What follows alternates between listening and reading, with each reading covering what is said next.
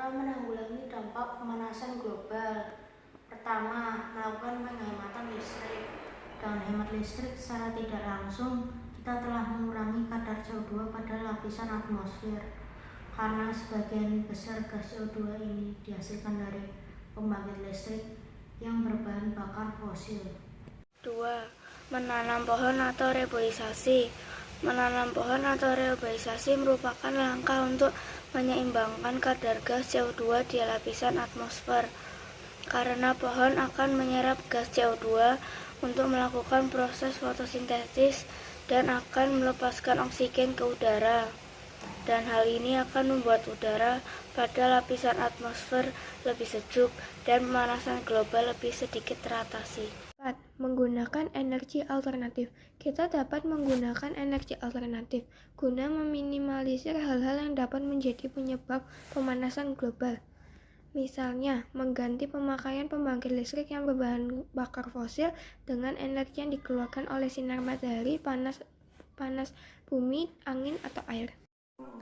Menggunakan energi alternatif. Kita dapat menggunakan energi alternatif demi meminimalisir hal-hal yang dapat menjadinya pemanasan global, misal mengganti pembangkit listrik berbahan bakar fosil dengan energi sinar matahari, panas bumi, angin, atau air.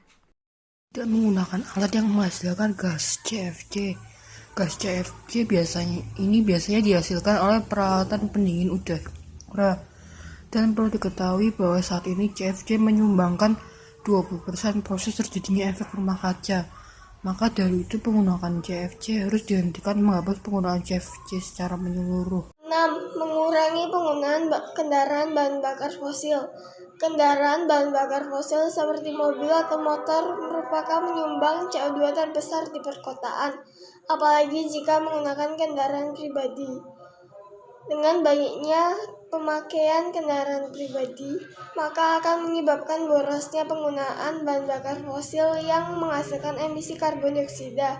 Tetapi jika kita mengurangi penggunaan kendaraan, maka sedikitnya kita sudah mengurangi emisi karbon dioksida yang dikeluarkan oleh kendaraan tersebut. Reuse, reduce, dan recycle. Reuse merupakan cara pemanfaatan sampah atau memanfaatkan kembali barang yang sudah tidak terpakai atau penggunaan barang-barang yang tidak sekali pakai. Jadi barang tersebut masih dapat digunakan dan dimanfaatkan untuk pemakaian kedua dan seterusnya.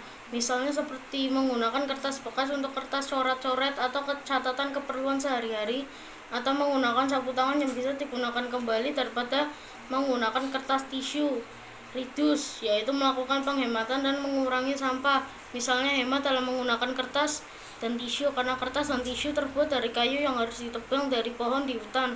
Atau bisa juga membeli produk yang berlabel ramah lingkungan dan mengurangi pemakaian produk yang dikemas plastik atau styrofoam, dan berhenti menggunakan semprotan aerosol untuk mengurangi CFC yang akan mengganggu lapisan ozon bumi. Recycle, yaitu mendaur ulang barang-barang yang sudah tidak dapat digunakan menjadi barang yang memberikan manfaat. Misalnya dengan cara memisahkan barang-barang yang berbahan organik dan bukan organik terlebih dahulu. Lalu yang berbahan organik bisa dimanfaatkan menjadi pupuk kompos, dan yang bukan organik seperti botol plastik bisa dikreasikan menjadi kotak pensil atau pot tanaman.